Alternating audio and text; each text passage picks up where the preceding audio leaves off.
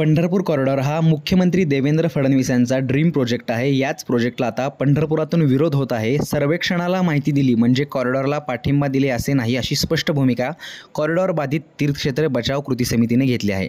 पंढरपुरातील नागरिकांचा कॉरिडॉरला विरोध आहे। हा विरोध स्पष्ट करायचा असेल तर प्रशासनाने कॉरिडॉरच्या निर्णयासाठी मतदान घ्यावे, म्हणजे दूध का दूध आणि पाणी का पाणी होईल। प्रशासन मतदान घेत नसेल तर आम्ही अभिरूप मतदान घेऊ आणि कॉरिडॉरला विरोध करू, अशी ही भूमिका तीर्थक्षेत्र बचाव कृती समितीने घेतली आहे। त्यामुळे कॉरिडॉरचा विरोध सर्वेक्षणानंतरही कायम असताना दिसतोय। पंढरपूर कॉरिडॉर प्रकरणी चुकीच्या बातम्या प्रसृत होत आहेत। माननीय जिल्हाधिकारी यांनी सर्वे घेतलेला आहे। त्यांच्या आव्हानाला मान देऊन आमच्या संभाव्य बाधित लोकांनी माहिती दिलेली आहे।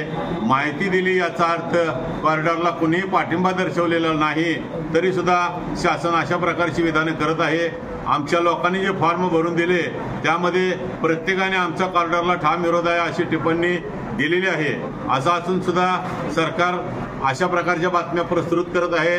त्यामुळं आम्ही शासनाकडे मतदान घेण्याचा, संभाव्य बाधितांचा कॉरिडॉरला पाठिंबा आहे अगर विरोध आहे, या मुद्द्यावर मतदान घ्यावे अशी मागणी केलेली आहे। सरकारने ही मागणी आमची मान्य नाही केली तर आम्ही स्वतः कृती समितीच्या वतीने अभिरूप मतदान या निमित्ताने घेणार आहे आणि यातून दूध का दूध आणि पाणी का पाणी होणार आहे।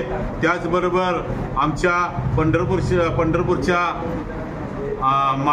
माजी आमदार महोदयांनी, नेते मंडळींनी आणि पालकमंत्र्यांनी सगळ्यांनी आमच्याकडे पूर्ण दुर्लक्ष केलेलं आहे। आम्ही त्यांनाही आवाहन करत आहोत की आमचा कृती समितीचा, आमच्या बाधित जनतेचा आवाज त्यांनी मुख्यमंत्र्यांपर्यंत पोहोचवावा। मुख्यमंत्री म्हणत आहेत की तुम्हाला विश्वास घेतल्याशिवाय काही करणार नाही, परंतु प्रशासनाची कारवाई काहीतरी वेगळीच दिसून येत आहे।